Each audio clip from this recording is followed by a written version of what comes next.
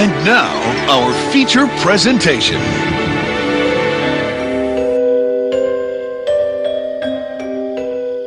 I like it spooky.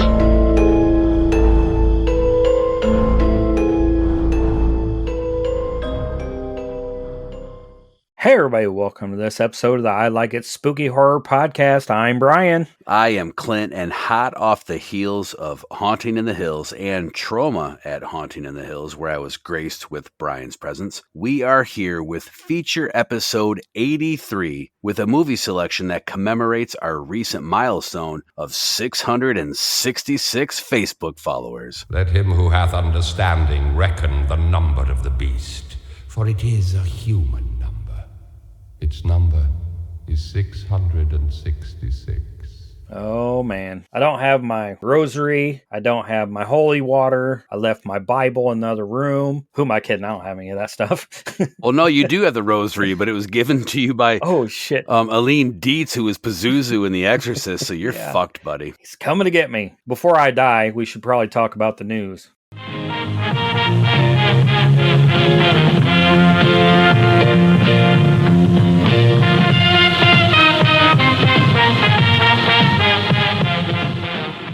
So my news this episode is from iHorror.com. Our friends over there says Heart Eyes is a fresh Valentine's Day slasher for 2025. I love Valentine's Day slashers. And it's been forever since we got something that was Valentine's Day themed or something good. Well, a couple years ago, we got the Valentine Bluffs fan film, but other than that, yeah, there hasn't been much. Well, there was the Valentine movie in, 2009 or something? No, that was the remake. It was just Valentine. That was bad. It says, it's been 44 years since Friday the 13th made holidays a prolific theme for slasher films. Now a new gory one from director Josh Rubin will celebrate Valentine's Day with Heart Eyes. Plot revolves around the Heart Eyes killer who for the past several years has wreaked havoc on Valentine's Day by stalking and murdering romantic couples. No couple is safe, including a pair of co-workers he mistakes for one. You can see the Red Band trailer. It's on YouTube. I'll share it eventually on the I Like It Spooky Horror Podcast Facebook page. It just immediately makes me think of Dirty Dancing. No one's heard me attempt to sing in a while, but all I can think of is Hungry Eyes. You know that song? One look at you and I can't. Okay, I'll stop. Stars Final Destination alumni Devin Sawa. The script is written in part by Christopher Landon, and he's behind Happy Death Day 2, Paranormal Activity, The Marked Ones, Freaky. It just looks like a fun film and something that we don't get much, other than Thanksgiving, horror-themed holiday stuff. I was just getting ready to say, I wonder if the success, whether we enjoyed the film or not, the success of Thanksgiving, someone was like, you know what, hey, let's get back into holiday slashers. Has there been a good one since My Bloody Valentine? A Valentine's Day one? No. Yeah, he's like, I'm trying really hard here. There was no. I'm sure I'll check it out. We're probably forgetting something, but off the top of my head, no. What do you got for news? Anything exciting? It's a little mainstream, sort of, which is kind of weird to use mainstream with the word Terrifier 3. Oh, everybody is split on Terrifier 3. So we're kind of talking about slashers a little bit. Our last episode, when we interviewed Gary Schneider and Robert Pritchard from Toxic Avenger and Class of Nukem High, where we talked about Nukem High and the Trauma at Haunting in the Hills event that I put on. We didn't do news, we didn't do poor, so we're kind of behind on the news a little bit. And I found this story. It is actually came out October 16th. Terrifier fans discover a phone number that lets you speak to Art the Clown. I love this quirky, gimmicky stuff. We've talked about this. Scream did something like this, and there was something else. There was a phone number here recently. It says fans of Terrifier films now have a choice to talk to Art the Clown himself. Given that he's a mime, it's going to be a very one-sided conversation. As reported by Bloody Disgusting, there's a telephone number that's been released, and the way I understand it, you have to watch Terrifier 3 to figure out what the hell the number is. And I haven't called it yet because I haven't seen Terrifier 3 yet. I've been too busy. But what's interesting is apparently when you call, it's just filled with silence for like the longest time. And then suddenly Art begins honking his toy horn into the handset. There's just some quotes here where somebody replied and said that they chickened out. And then they were like, was I supposed to leave a message? I got nervous and hung up, said one user. And someone else said, I'm not giving him my phone number. Nice try. And I love stuff like this. It's fun when you can engage in a movie and just have fun. So I thought it was cool to talk about. Yeah, I was thinking, what is he going to say? He doesn't talk. And then I was like, oh, he's going to honk his horn or like ring a bell or something. Stop! Please stop! Please! Everybody. When the quick calls in trouble. I think the last thing that I called, the Return of the Living Dead, did call and report trioxin barrels in your area. Yeah. Yep. I shared that. Was it TerraVision that released that? Yeah. I remember calling and saying, yeah, there's a spill at the local Walmart and half the zombies don't have no teeth. So I think we're okay there. But some of them do.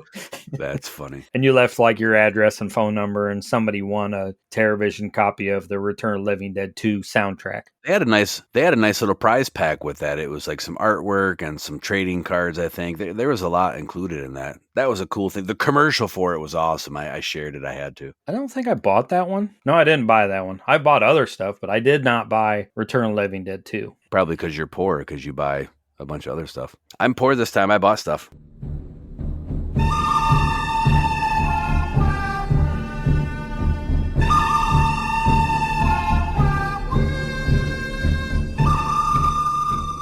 So on this episode of Why Are We Poor? Is it an episode? Yeah, it's an episode. We could cut this out. Can it be its own show? It could be its own show. Part of what I need to spend my money on is speech lessons. This was free though. So I was hanging out at a Halloween-a-palooza early in October with my buddy Justin Beam, and I was helping him out with his table and I was selling stuff. I come across this movie, Insomnioid, and it wasn't Scream Factory. I don't even remember what company it was, but my buddy Brian Clark buys it. And I said, oh, I was going to buy that one. And he's like, oh, really? Well, I have another copy. I'll send you my Scream Factory one and you can have it for free. So I did send Terry, his girlfriend, $4 to pay for shipping. And he's like, you didn't have to do that. And I said, well, I told Terry that she needs to buy herself a drink because she has to put up with your ass all the time. So I got a free copy of this movie. I have no idea what they're doing to this thing coming out of this lady's vagina, but it looks like they're shooting it with lasers and they're scared. I was going to make a joke, but I won't. Just know that it was funny.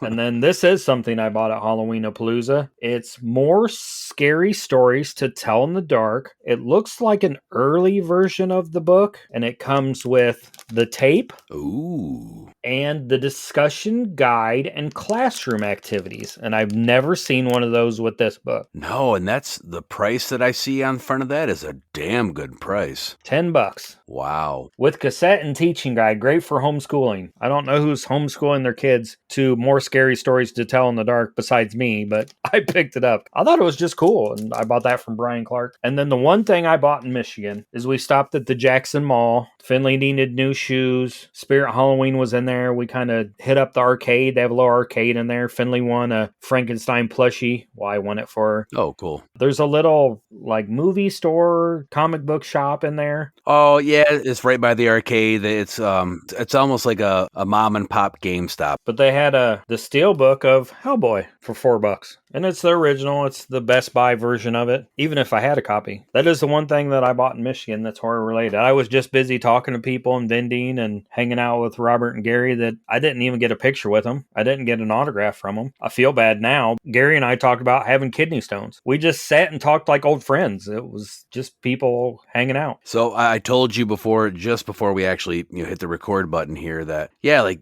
at the end of the event and then after we screened the Toxic Avenger and then after we did the Q&A, which went really well, I was so nervous. It went super well. Gary and Robert came through the indoor haunt and it was such a blast and all of the actors were on absolute fucking fire. I made sure to tell each and every one of them that they just did an amazing job. I told you right before we started recording, Brian, I was like, I wish I would have got pictures of them outside the haunt. I got a couple pictures with them but yeah, they're such cool laid back, down to earth gentleman. I didn't think about, I'm with a celebrity. I need to get my picture taken. We need to document this, because it was just like we were all just hanging out at fucking a weekend party. Like you said, we went through the haunt. We watched the movie with them, had dinner with them. Finley played a parlor trick on them that they thought was hilarious. Oh, the pine cone. All weekend, Gary was getting her with, "Can I shake your hand?" And at the end, she got them both.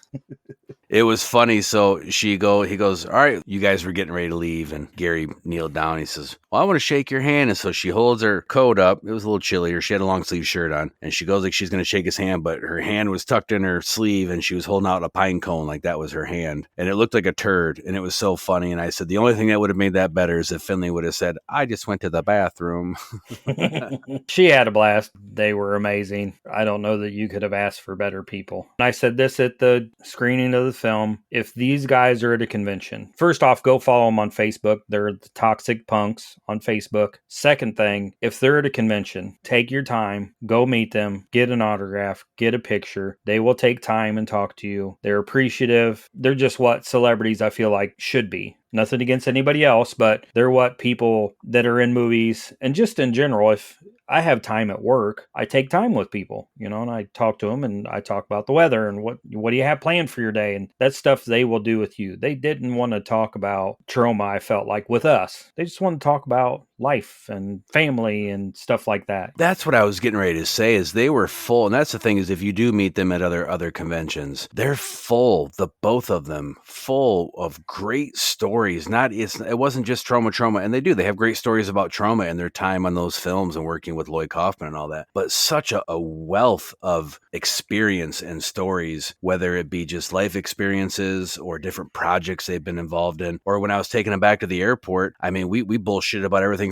from Welcome Back, Kotter to theater performances to, we were talking about Bryan Cranston and Breaking Bad. We got to talking about Welcome Back, Kotter. We strayed way off poor here, but that's okay. We got to talk about Welcome Back, Kotter. I'll do my best Gary impression. It's on the spot. And I said something about, yeah, blah, blah, blah, Welcome Back, Kotter. And Gary's like, "Welcome Back, Kotter." He's like, "What do you know about Welcome Back, Kotter?" And I was like, I watched Welcome Back, Kotter. Sorry, that's my worst New York impression ever. So he goes on to tell the story that he said that, when he was in his early 20s, I forget exactly, he met Epstein. Epstein was the character. I forget the... Ooh. No, he didn't meet Horshack. And he met Epstein. He was the one who was always had the note from his mother, and he met Boom Boom Washington. And he said that he was so starstruck, like, oh my God, I'm meeting these people, so it was nice to hear the humble other side. Or they were talking about when they would see Lou Reed walking down the street. And anyway, I could go on and on. I want to watch Welcome Back, Kotter, and that is top 3 TV theme songs of all time. Absolutely. I mean, it's right there with WKRP and Cincinnati's theme song. It's right there with Night Court, Cheers, Greatest American Hero. What happened to good theme songs on TV shows? I don't know, but the look that people give me when I'm walking in public and out of nowhere I start going, "Believe it or not, I'm walking on air," and everybody's like, "What the fuck are you talking? What?" I'm like, "Greatest American Hero, William Catt," and they're like, "You're old. I don't even know what you're talking about."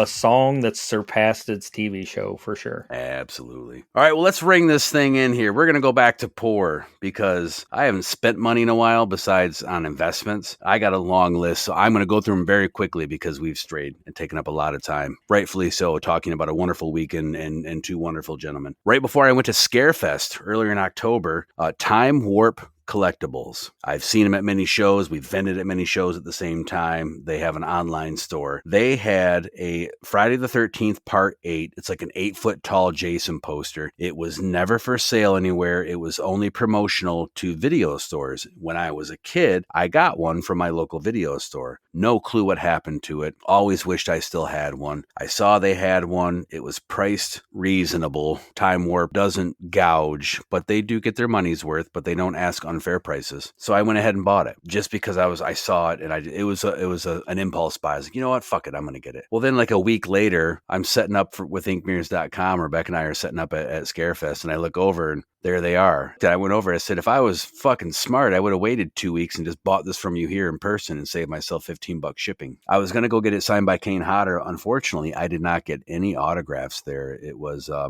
very stressful, very busy weekend, but I still got the poster. I did buy one thing while I was there, and that is the Texas Chainsaw Massacre 50th anniversary box set, which comes with the little green chainsaw, and you open it up and it's got, like, I think the VHS and the Blu-ray, and you open it, it makes the chainsaw noise.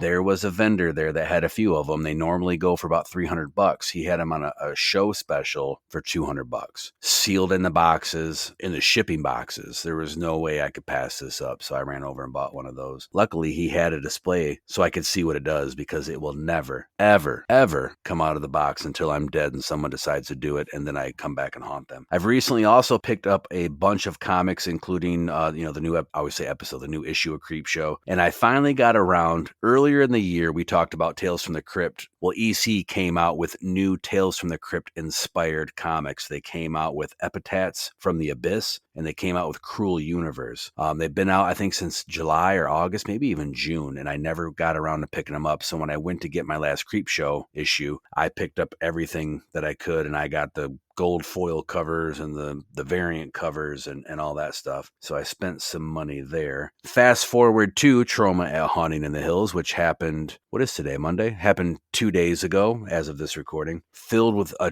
ton of great vendors, all of them friends of mine, all of them people that we vend together and travel together. I picked up a toxic koozie from Priority 3D, which you can look them up on Priority 3D on Facebook. Mike does some amazing work. I know a 3D printer is a 3D printer. No, Mike is amazing. He's talented. He makes large pieces. He does custom work. He's also a cosplayer, and he'll do like full Star Wars, like Boba Fett suits, and then, go to Comic-Cons and stuff like that. But he makes a ton of cool horror stuff as well. I picked up a Christmas gift for Boots from Batshade Crazy that I can't talk about, because if Boots listened to this episode, then she will know. But hey, Boots, I got you something. And I snuck it out right underneath your nose while you were working the Ink Mirrors booth. I picked up a novel from Dylan Dunbar. It's called Wolf's Hide, which includes drugs, asylums, Nazis, and werewolves. That's all you need to fucking know. Dylan's also worked with our friend who we've interviewed on Indie Spotlight before, Dead Fred, who was on the cover of one of Dylan's books called Free Candy. And Dylan's wife was there, and her name is Jennifer Westwood. She had a CD there. She's a musician, and the CD was titled Madman's World. So I picked up one of those. So Jennifer also runs Your American Radio, and it's from the Toledo area. And I just wanted to mention that because it was my first time meeting her. She came right over, introduced herself. She's a hardworking musician. She's passionate, appreciates hard work going into shows. And so we talked about that a lot. And she actually plugged the Troma at Haunting in the Hills event a couple times in her radio show. So I just want to say thank you, Jennifer. I appreciate it. That's a lot of it. I could go on and on about things I bought for the event, such as the Tromaville Health Club backdrop, or I got the bike helmet that I bought for the photo op area, which I wound up keeping and having Gary and Robert sign, which is so super fucking cool. We've talked a lot, so much so that I don't know how to segue into a sponsor, because I'm still thinking about Troma at Haunting in the Hills. Well, we've probably talked so much we need some cough drops or lozenges. Do I sound like that? Those aren't free. We get like the Ricola.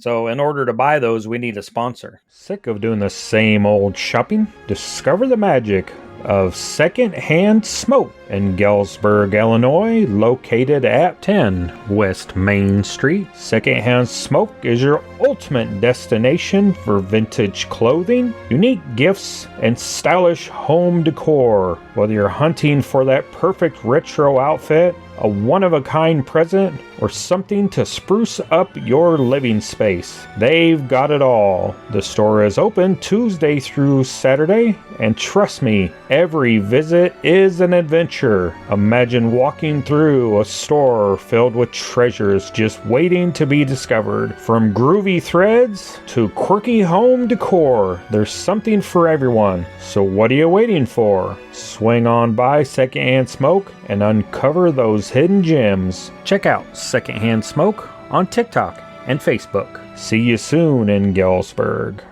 So now that we've heard from our sponsor, it's time for our movie. The 2017 American horror film starring Ethan Embry. It's rock and roll, and it's this, The Devil's Candy.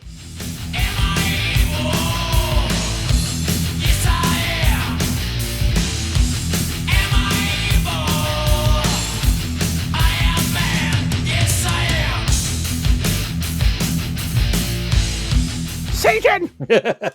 Real quick. So we just heard from our sponsor, Secondhand Smoke, and it reminded me that I had been busting Brian's balls. I think it was ever since Flashback in Chicago. And he was like, here's this matchbook. And I'm like, wait, you get the Halloween one or whatever, and I get fucking Tank Girl? Thanks, buddy. So at Trauma at Haunting in the Hills, Brian came to Michigan, helped me run the Q&A, set up the I Like It Spooky booth, and he brought a bunch of the matchbook, Secondhand Smoke, made up for us. And it's cool because one side has like a horror poster, and the other side it says I Like It Spooky with our logo. So I actually got a couple cool ones. So thank you, Brian. I got something other than Tank Girl. Well, the ones I gave you are Dawn of the Dead and The Toxic Avenger. And those bigger ones are actually the VHS covers. If you flip them over, it's like the VHS. So what'd you do with Tank Girl then? I can have it back? No. I like Tank Girl. I don't hate Tank Girl. I just was mad you got Halloween and I got Tank Girl. He's right. We're talking about the fucking devil, and we're talking about horror movies, and we're talking about Ethan Embry, which is a weird fit in this movie because I didn't even know it was him until I got done watching it. I didn't even recognize him. And then I'm like, wait a minute. I think I saw the name in the credits, and I'm like, isn't that the dude from That Thing That You Do? I'm like, holy shit. He wore a wig. Heavy metal, haunted house style possession movie with a touch of Bob Ross. I'm fucking sold. Yeah, I mean, in Ethan Embry, I'm like you. I was like, who the hell is that? Empire Records, Can't Hardly Wait, That Thing That You Do,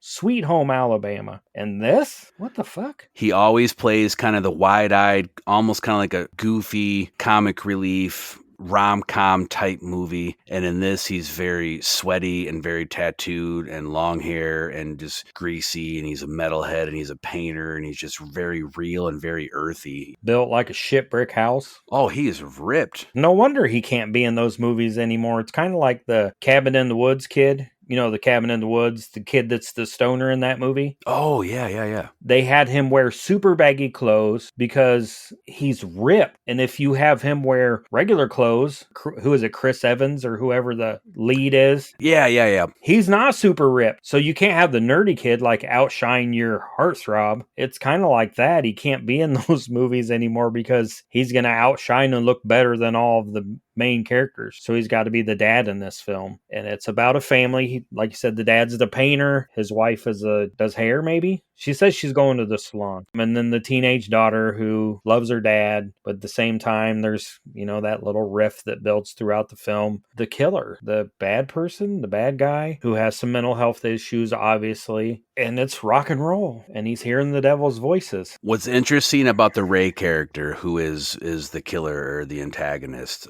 he's kind of like the vessel of the devil in this movie. What's interesting about him is, for the most part, even after it starts to get really dark and nasty, you're empathetic for him because he's not necessarily, he's a tool, he's a vessel. And you can see glimmers where he doesn't want to do some of these things that the devil is making him do. In fact, the whole guitar thing is so he can play loud noise to keep the devil's voice out of his head. I was reading on the Internet Movie Database that the actor who played him, is it a Pruitt Taylor Vince? Yes, that he initially turned the role down because at that time he had been getting cast in a lot of these villainous roles. He's a very big, large, intimidating man. I don't have it in front of me, but I think the Internet Movie Database said that the writer-director wrote him a very passionate letter saying, you are perfect for this role, and I'm going to show the empathetic side of you as well, and won him over. And I'm glad he did because it was perfect. Well, and you look at his filmography, Mississippi Burning, Jacob's Ladder, JFK, Identity,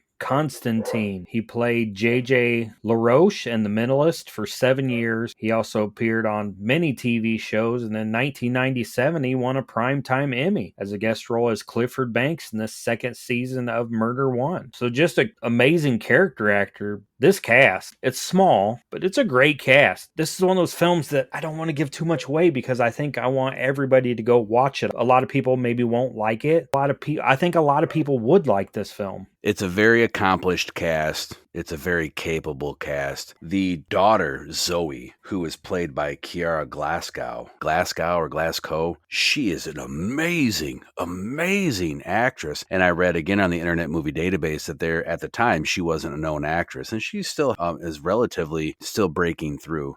She's had some other projects, but nothing that I would name off that where most people would be like, oh, that. So there were some name actresses that were auditioned for the Zoe role, but she came in and just killed it, and they said, we have to have her. And it's not even just line delivery or anything like that. There's a couple scenes, to not give anything away, where she wakes up or comes to and is immediately faced with some very horrific situations, and just her timing, her facial expressions, what she did with her eyes and everything. We're sitting here and we're talking about heavy metal possession movie and the lead actors from Sweet Home Alabama, and listeners knowing us probably think this is some schlocky flick, but it is not. It's the opposite. It's well acted, well paced, well shot. It's interesting. It's almost A24-ish dramatic art house style horror. Yeah, and it was released by IFC Midnight in 2017. I mean, it's got a 92% with 53 reviews on Rotten Tomatoes. To me, that shows that even maybe mainstream people that have seen this film enjoy this film. I can attest that they have. So this was one of those movies. There was a stretch of time, and we were just all on Saturday nights kind of looking for movies. We were bored, so we get on Amazon and just scroll. It was about the time that we came across Psycho Goreman, and Boots and I watched Psycho Goreman, and there was some,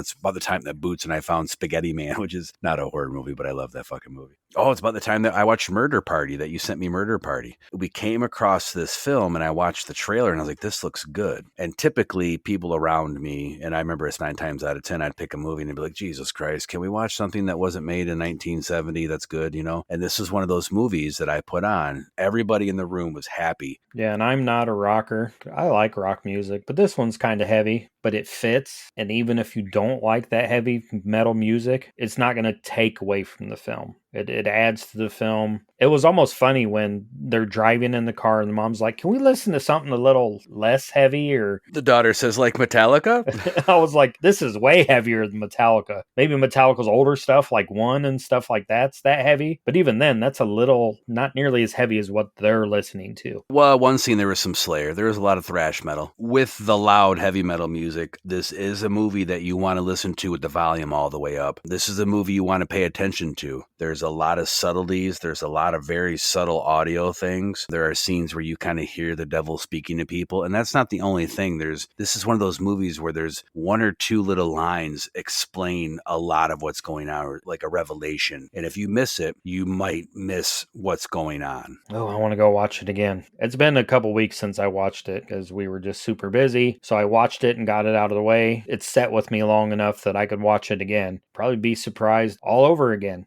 Damn it, I want to watch it again. Well, it's hard for me not to talk about because I've got so many notes here, and we're trying not to give the movie away. I'll say this. There's the scene at some point in the movie where the Ray character, who is the antagonist, crawls into bed with the sleeping daughter. And it's not sexual, so I don't even want you to think that. But it's still watching it as a father, it made me fucking sick to my stomach. There are parts of this movie that are fun. There are parts that are heartwarming. There are parts that are fucking terrifying. Not a lot of blood, not a lot of guts, but there are parts that are very violent, and they don't go over the top to be violent. You know what I mean? Just all of a sudden it's one thing and then something happens and you're like, oh my God. But that was one of those scenes as a father when he crawls into bed with the daughter and she, wakes up and sees him there. It made me sick to my stomach. And it reminds me of a story that we were talking about Robert and Gary. When I was taking them back to the airport, we were talking about, just so much stuff. And I brought up that I thought one of the scariest movies, I've talked about it on the show here before, for me is Taken with Liam Neeson. Because in that movie, if you haven't seen it, he's an ex-CIA agent and his daughter is abducted by sex traffickers. And then you really get an up-close, personal, gritty view of how that world works. And when I saw that, my oldest daughter, who was the only one I had at the time, was young. That scared the shit out of me. I'm like, if that were to happen to her,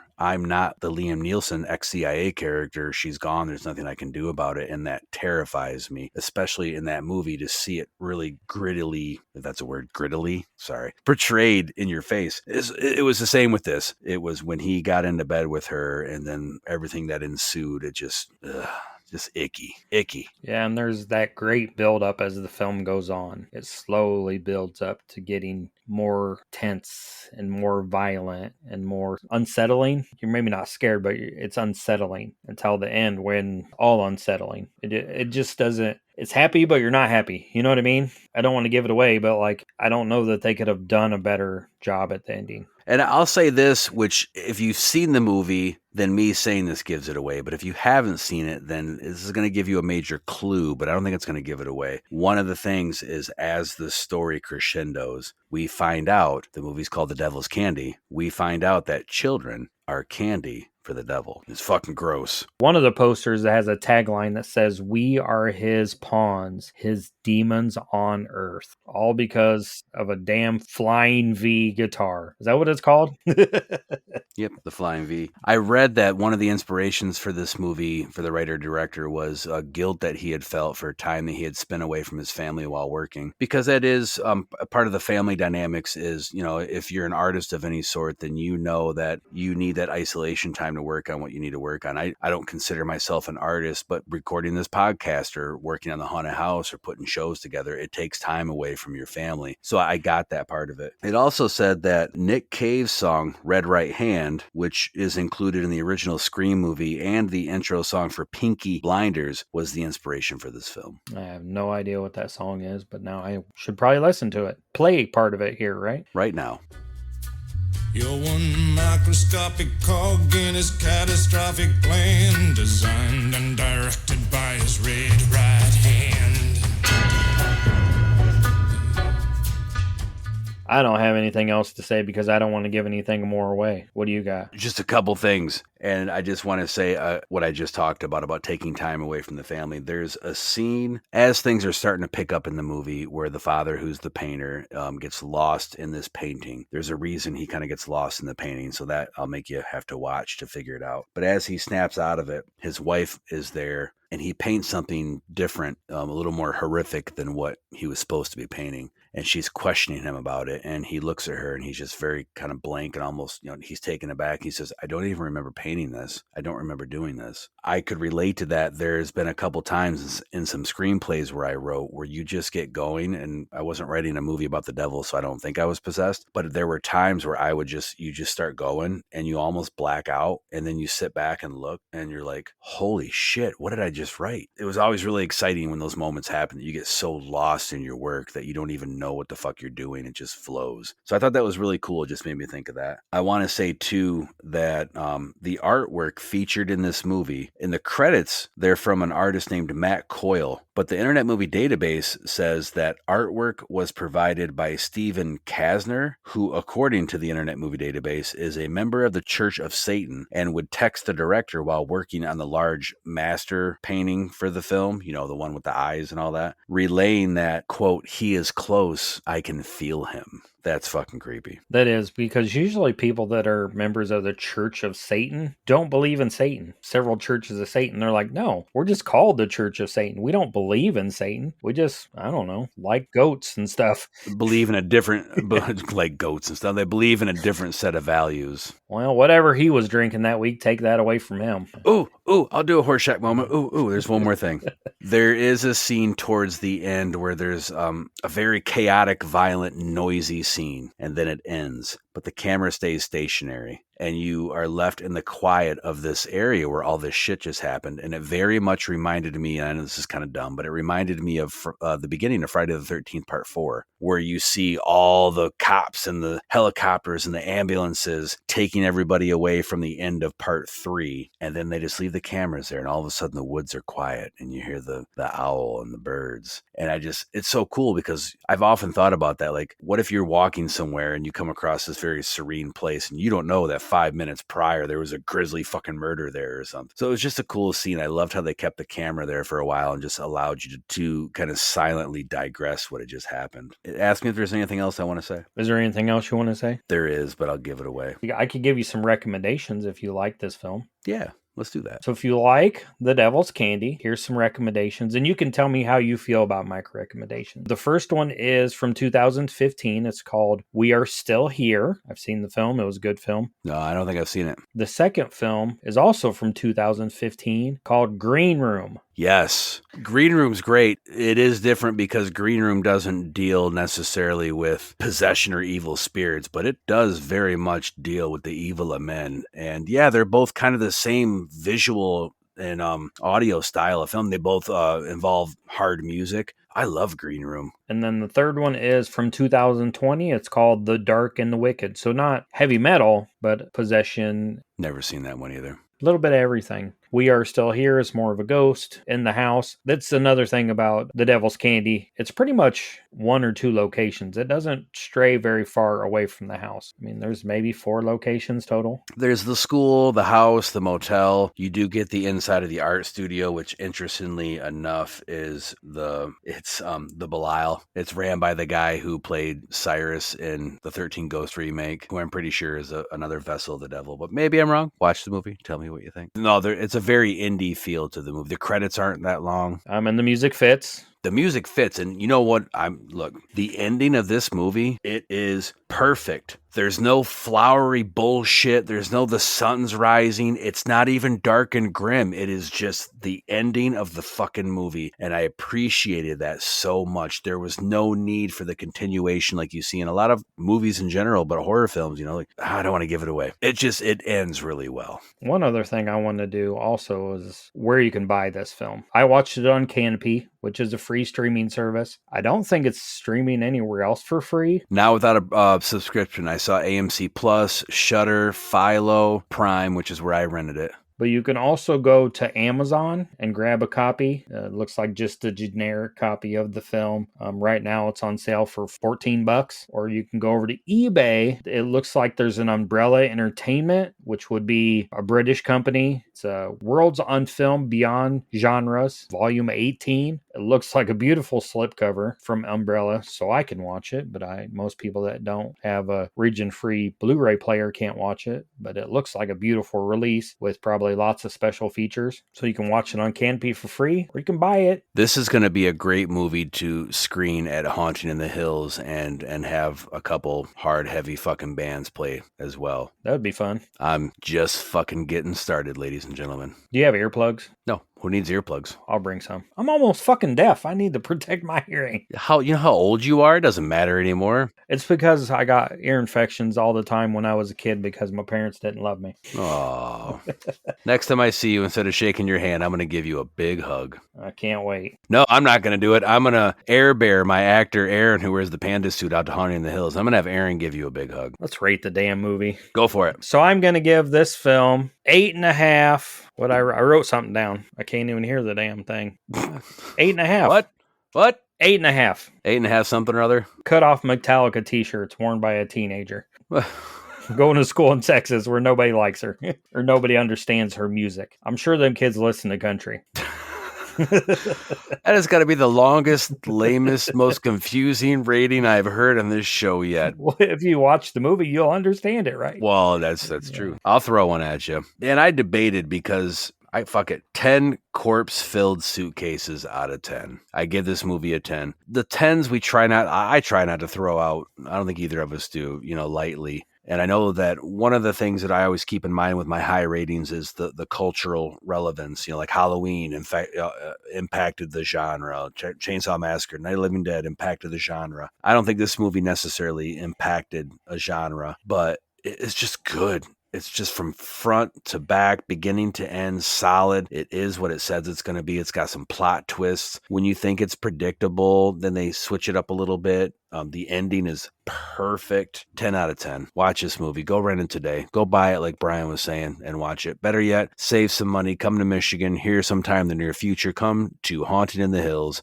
Watch it and listen to a couple hard bands. It's going to be a lot of check bags fees for those fucking people. They probably do it on weight too. Hope whatever's in that suitcase is small. Jesus Christ. I'm going to hell. You are. Ray will be there.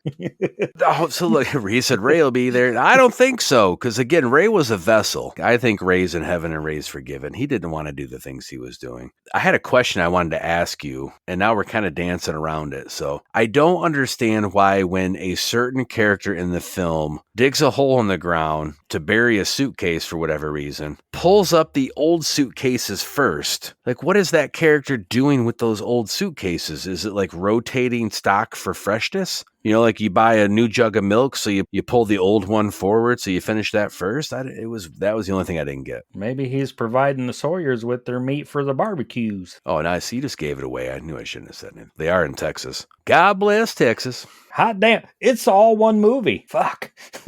It's all one universe. Mind blown. And that just makes me wonder, what in the fuck is going on? Well, history is coming first. So, damn it. Let's flip-flop it. Wait.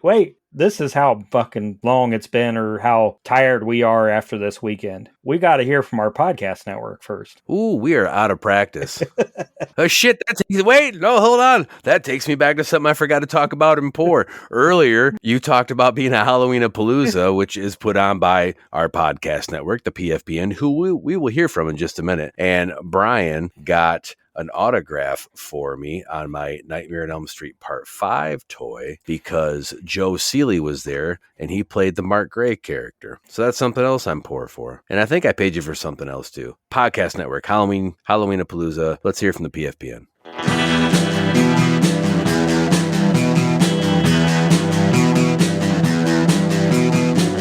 You're listening to the Prescribed Films Podcast Network, home to hundreds of hours of free podcast entertainment.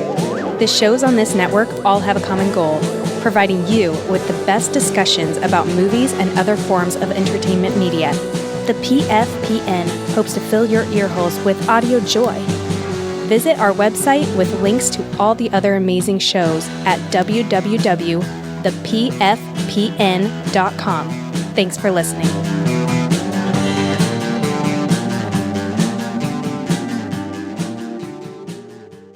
So now that we've heard from our podcast network, it's time for This Day in Horror. And then it's going to be what the fuck is going on. A date which will live in infamy.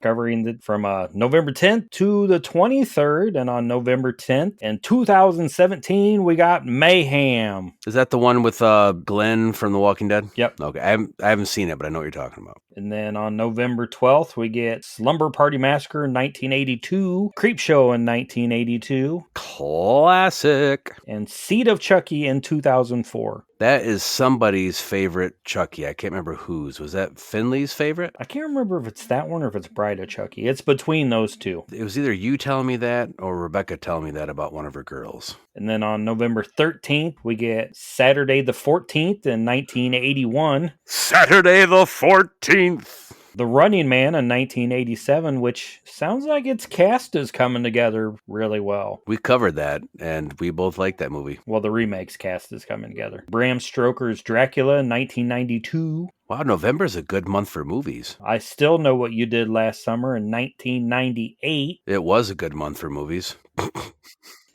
Freaky in 2022. Never seen it. Then on November 16th in 1984, how's this for a double feature? Night of the Comet. Ooh. And A Nightmare on Elm Street. Yeah, we talked about that when we covered Night of the Comet, and we did the bonus episode with the extra fun facts that those came out, yep. And then in 2022, The Menu, which I don't know that I've seen that one. Maybe I have. I have. I've seen that. That's a good movie. It's a little slow pace and a little artsy, but that's a good fucking movie. And then on November 18th, Sleepaway Camp in 1983, and Bones and All in 2022. Don't know anything about Bones and All. When I did the podcast guest spot with Don Anelli, which I can't remember for the life of me what his podcast is called, but Bones and All was one of the ones that I put on my top 10 cannibal movies. Yeah, I remember you guys covered cannibals. It's newer. These young kids just travel in the country eating people. You know what it was interesting to me about when I listened to you on Don's show when you covered the cannibal movies was, for the most part, he does like the top 10 and you guys bounce back and my number 5 is, well, my number 5 is, and you guys had virtually the same movies just in different order. And I just thought that was interesting. It just goes to show different, the different perspectives that fans have. That's it for November. No, there's one more thing that happened. It happens every year on November 23rd. Can I tell you a story? Story time with Clint. We We haven't had done story time with Clint in a while. November 23rd, 2000 and something. I had a shit day. I called my mom, and she picks up the phone, and I'm just bitch, vent, whine, bitch, moan, blah, blah, blah, forever. I went on for like 20 minutes, and I'm just rah, rah, rah, rah, rah. And I get done, and I'm like, sorry to call you in, bitch. I just need to vent to somebody. And she goes, that's okay. She goes, did you remember that it's my birthday? And I went, oh my God, Mom, I'm so fucking sorry. I forgot that November 23rd is my mom's birthday. And I called her and just unloaded. So this year, before her birthday, you're saying, happy birthday, Mom, just in case I get busy and forget again? Yeah, because if I do, she's going to go, what the fuck? Fuck is going on with my son? I thought he loved me.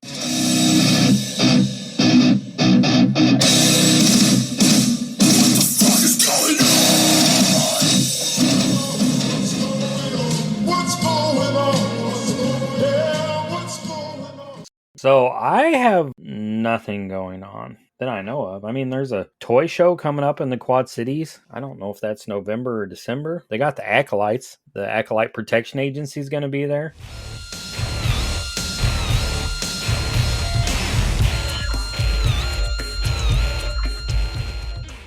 Damn. I can't even do it anywhere near as good as Ron Simmons. Yeah, if you're in the Quad City area in December, yeah, we can talk about it now. December 14th and 15th at the Bend at the Expo Gardens in East Moline, Illinois. They got Austin St. John, Donald Gibb, the Acolyte Protection Agency. They have actually a pretty good lineup, and there's some other guests too. Yeah, it sounds decent. Michael Golden, Martin Klebe, Robbie Reist, and Bettina Bush.